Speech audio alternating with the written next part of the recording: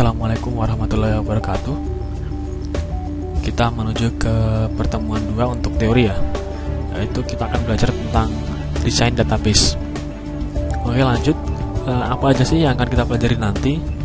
Nah, pertama kita akan belajar tentang pendahuluan desain database dulu ya. Apa sih desain database itu? Kemudian aturan sistem informasi dalam organisasi dan proses desain database. Nah, tujuan belajar kita kali ini nanti diharapkan kita semua bisa memahami aturan sistem informasi dalam organisasi, kemudian memahami proses database itu sendiri ya. Proses pembuatan database maksudnya seperti itu.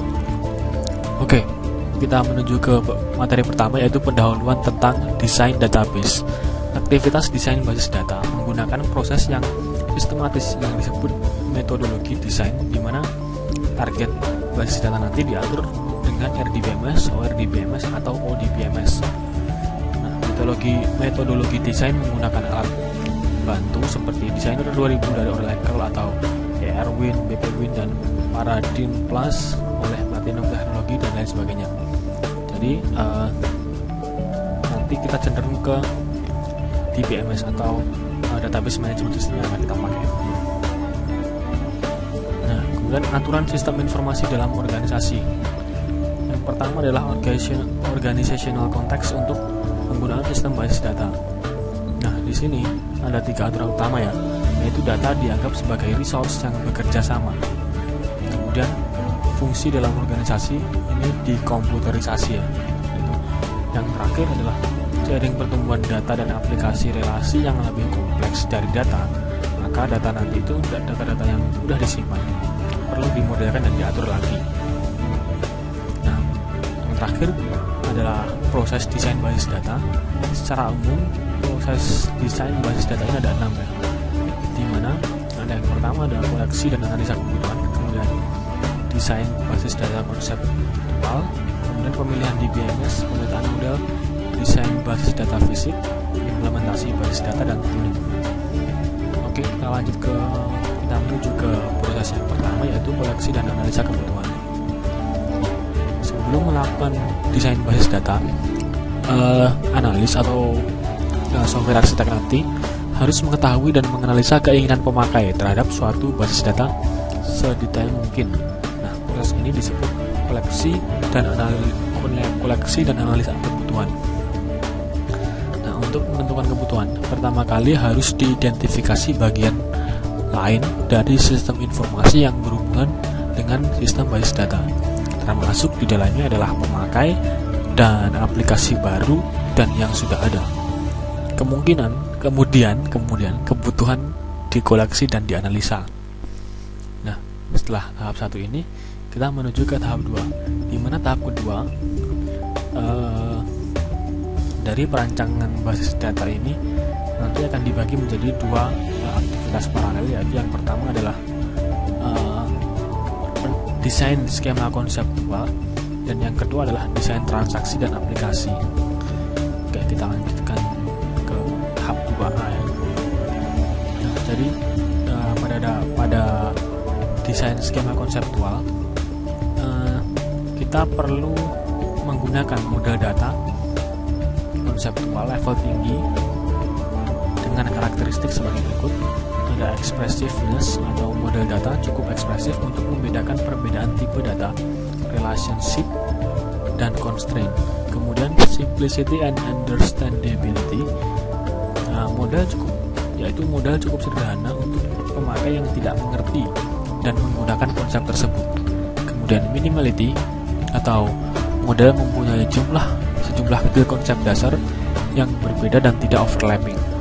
Kemudian diagrammatic representation, model dalam bentuk notasi diagram untuk menampilkan skema konseptual yang mudah diinterpretasikan. Dan yang terakhir adalah formality atau skema konseptual yang ditampilkan dalam model. Skema konseptual yang ditampilkan dalam model data harus merepresentasikan spesifikasi formal data, sehingga konsep modelnya itu nanti harus ditentukan secara akurat dan tidak berganda atau tidak ada redundansi. Nah, untuk desain skema di sini ada 4 strategi untuk membuat desain skema. Jadi yang pertama top down, dimulai dengan skema yang berisi abstraksi level tinggi dan kemudian mengaplikasikan ketentuan top down. Sebagai contoh, tentukan dengan beberapa tipe entity level tinggi dan kemudian lakukan pembagian ke dalam tipe entity level lebih rendah dan relationship. Kemudian bottom up strategi atau mulai dengan skema yang berisi abstraksi dasar dan kemudian kombinasikan atau tambahkan abstraksi tersebut. Nah, sebagai contoh, mulai dengan atribut dan kelompok ke dalam tipe entity dan relationship. Kemudian tambahkan relasi baru pada tipe entity selama proses perancangan. Nah, strategi yang ketiga ada inside out, merupakan kasus khusus dari bottom up strategi, di mana atensi atau perhatian ini difokuskan pada himpunan konsep terpusat yang lebih nyata. Model kemudian diisi dengan konsep baru pada konsep yang sudah ada. Nah, kita dapat tentukan beberapa tipe entity nyata dalam skema dan dilanjutkan dengan menambah tipe entity dan relasi yang berhubungan. Nah, yang terakhir ada mix strategi, dua kebutuhan dibagi berdasarkan top down strategi. Bagian skema dirancang untuk setiap partisi berdasarkan bottom up strategi. Jadi strategi ini mengkombinasikan beberapa skema ya, ada top down, ada bottom up, seperti itu. Nah, tahap 2B desain transaksi ya. Tahap 2B ini punya tujuan, yaitu prosesnya dilakukan secara paralel dengan tahap 2A untuk mendesain karakteristik transaksi basis data yang diketahui aplikasi dengan cara DBMS independen. Jadi DBMS independen itu jika suatu sistem basis data dirancang, perancang sadar beberapa aplikasi yang diketahui atau transaksi yang diketahui yang akan dijalankan dalam basis data diimplementasikan. Bagian terpenting dari perancangan basis data adalah menentukan karakteristik fungsi transaksi tersebut sebelumnya dalam proses perancangan. Nah, jadi hal ini menjamin skema basis data ya, akan memasukkan semua informasi yang dibutuhkan oleh transaksi tersebut. Nah, transaksi pada tahap 2B ini yang akan kita desain nanti dikelompokkan menjadi 3 kategori, yaitu retrieval transaction yang digunakan untuk menampilkan data ke layar atau untuk produksi pelaporan. Kemudian ada update transaction yang digunakan untuk memasukkan data baru atau memodifikasi data yang sudah ada pada basis data. Kemudian yang terakhir adalah mixed transaction, yaitu digunakan untuk aplikasi yang kompleks yang melakukan retrieval dan update. Nah, retrieval di sini bisa kita contohkan, dia menampilkan data tertentu tanpa mengubah atau memasukkan data baru. Kemudian update transaction ini seperti yang kita ketahui ya, dia ada memasukkan data baru, mungkin saja merubah atau bahkan mungkin mendelete nanti suatu saat. Nah, kita menuju tahap yang ketiga, yaitu pemilihan DBMS. Nah, jadi DBMS ini ada beberapa pertimbangan secara ekonomi dan faktor organisasi sebelum kita memilih DBMS. Jadi yang pertama adalah software acquisition cost atau harga upfront dalam pemberian perangkat lunak. Kemudian maintenance cost berhubungan dengan harga layanan pemeliharaan standar dari vendor untuk menjaga versi DBMS tetap up to date. Misalnya seperti Oracle yang ada 10G, 11G, dan seterusnya nanti seperti apa lagi. Nah, yang ketiga ada hardware acquisition cost atau perangkat keras baru mungkin diperlukan seperti memori, terminal, disk drive, dan kontrol baru atau penyimpan DBMS khusus mungkin. Nah, ada lagi database creation and conversion cost berhubungan dengan biaya pembuatan basis data dari konversi sistem yang sudah ada ke perangkat lunak DBMS baru. Kemudian ada personal cost atau akuisisi perangkat lunak DBMS untuk pertama kali oleh organisasi, biasanya dilakukan dengan reorganisasi departemen data processing. Nah, yang keenam ada training cost, yaitu seperti pelatihan buat operator database nanti, supaya si operator ini bisa mengoperasikan database ini secara maksimal. Kemudian yang terakhir ada operating cost, biaya operasi lanjutan dari sistem basis data yang biasanya tidak termasuk dalam evaluasi. Nah, pada pemilihan DBMS ini juga seringkali organisasi itu suatu organisasi dia berganti DBMS. Nah, ada beberapa faktor yang memungkinkan dari suatu organisasi ini untuk berganti DBMS. Di antaranya yang pertama adalah kompleksitas data, kemudian sharing di antara aplikasi, dan pertumbuhan dan perubahan data yang dinamis. Jadi data ini terus menerus ditambahkan ya, terus menerus bertambah. Kemudian ada frekuensi permintaan ad hoc data dan volume data dan kebutuhan untuk kontrol.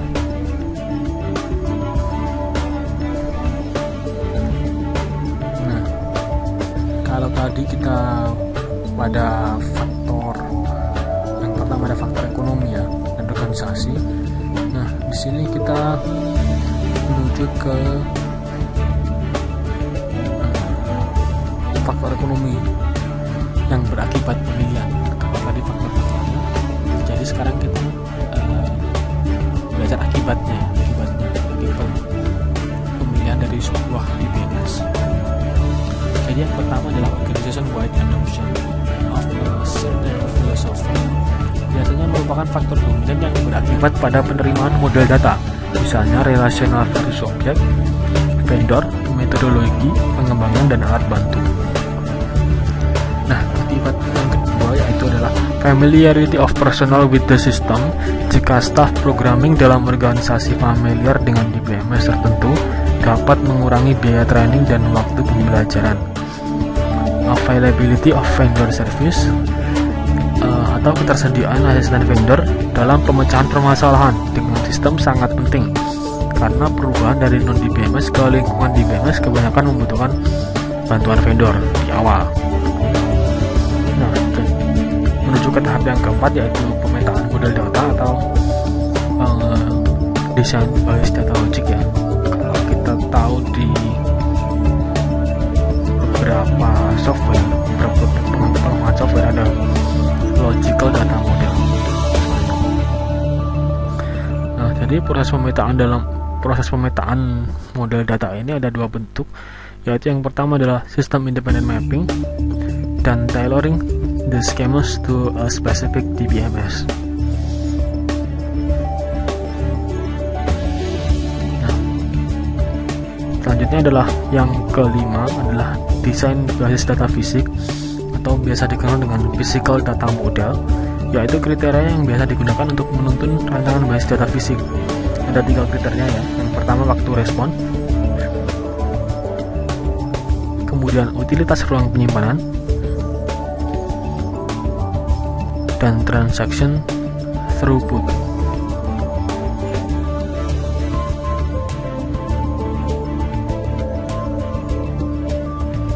Menuju tahap yang keenam yaitu implementasi basis data dan tuning. Nah, jadi setelah rancangan logika dan fisik selesai, logical data model dan physical data model tadi ya, kita dapat mengimplementasikan sistem basis data. Hal ini merupakan tanggung jawab DBA bersama desainer basis data. DBA ini adalah database administrator ya. Oke. Cukup jelas sampai di sini.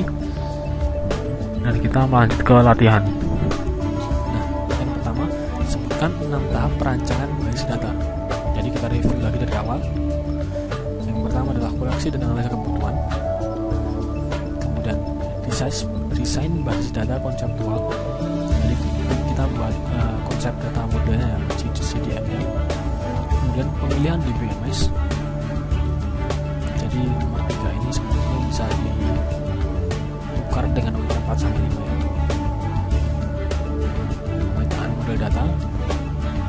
Kemudian desain basis data fisik. Ada juga yang biasanya membuat rancangan basis data tidak satu kalinya. Jadi ada 1, 2, 4, 5 baru 3. Karena pada dasarnya yang paling penting adalah konsepnya dulu.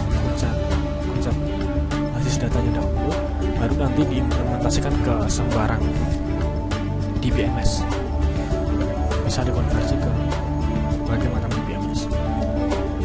Nah, yang terakhir adalah implementasi dan tuning tentang sistem basis data.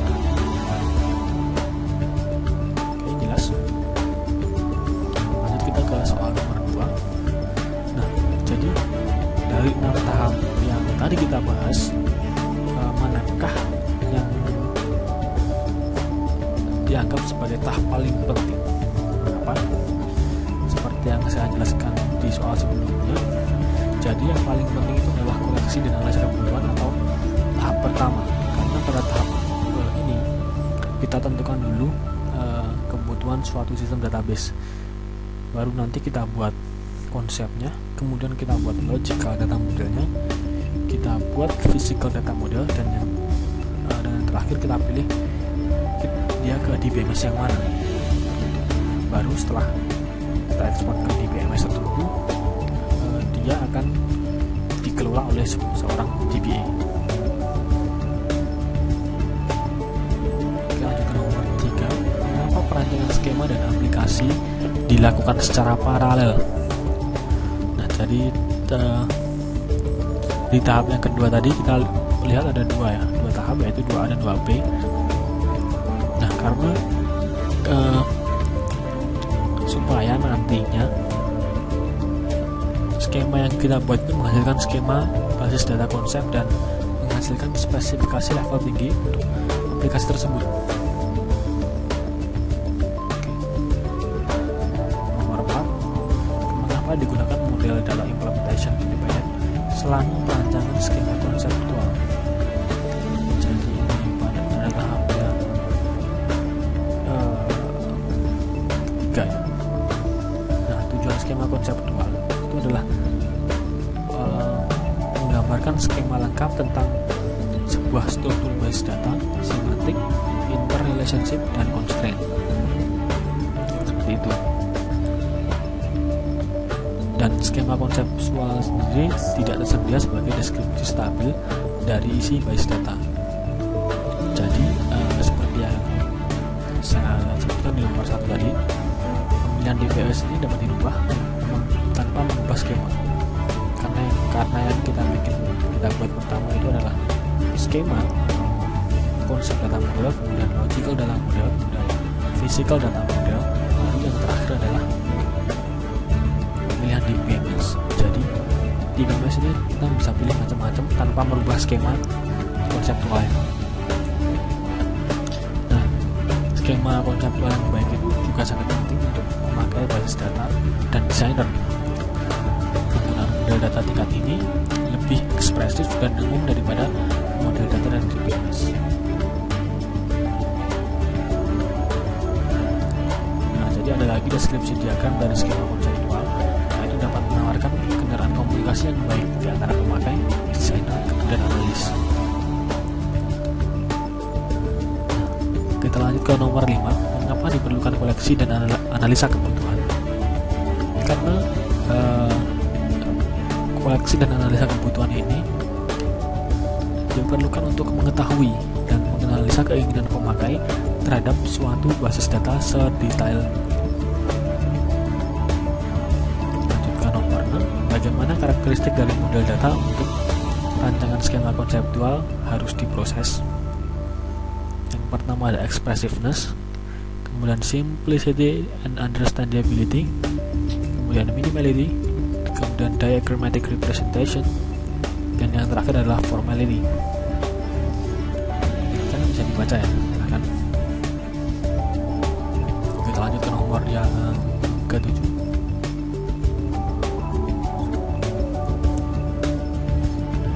Apa perbedaan dua pendekatan utama dalam rancangan skema konseptual? Jadi tidak ada dua pendekatan ya. Yang pertama sistem independent mapping, adalah tailoring schemas to a specific DBMS. Jadi pada sistem independent mapping itu pemetaan tidak mempertimbangkan karakteristik khusus data. Jadi atau kasus khusus yang dia aplikasikan ke implementasi DBMS dari model data. Nah, yang kedua, tailoring the schemas to a specific DBMS. Dari DBMS yang berbeda mengimplementasikan model data dengan menggunakan permodelan khusus.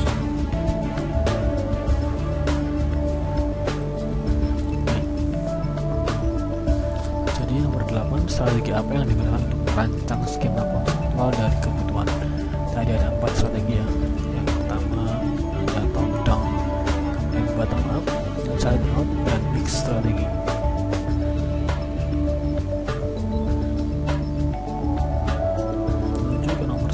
Sebutkan langkah-langkah view integration ke rancangan skema konseptual.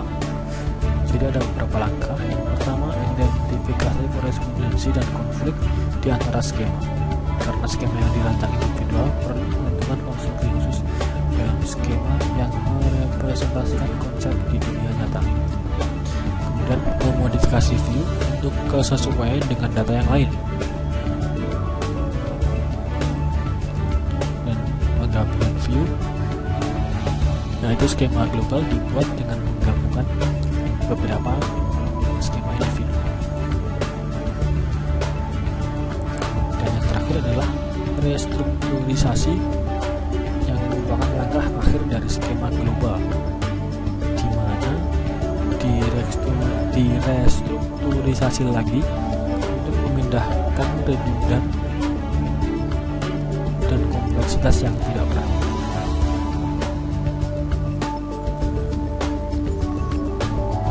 Kita menuju ke nomor 10. Sebutkan faktor untuk memperlancar pemilihan paket DBMS untuk sistem informasi dalam organisasi. Jadi ada beberapa faktor ya. Yang pertama adalah pemilihan DBMS berdasarkan hal teknis, kemudian ekonomi, dan yang terakhir kebijakan organisasi. Kalau yang terkait dengan ekonomi biasanya yang berbayar atau yang free, seperti itu. Oke, menuju ke nomor terakhir. Kemudian apakah yang dimaksud dengan pemetaan data model sistem independen? Lalu bedanya dengan sistem dependen. Jadi pemetaan ke dalam model data DBMS dengan tidak mempertimbangkan karakteristik atau hal khusus yang tidak berlaku pada implementasi DBMS dari model data tersebut. Bedanya dengan dependent system kebalikannya aja ya. Jadi kalau dependent system ini dia mempertimbangkan karakteristik tertentu, sehingga pada data yang diimplementasikan nanti ada pertimbangan lain yang tidak berlaku pada implementasi DBMS dari model data tersebut.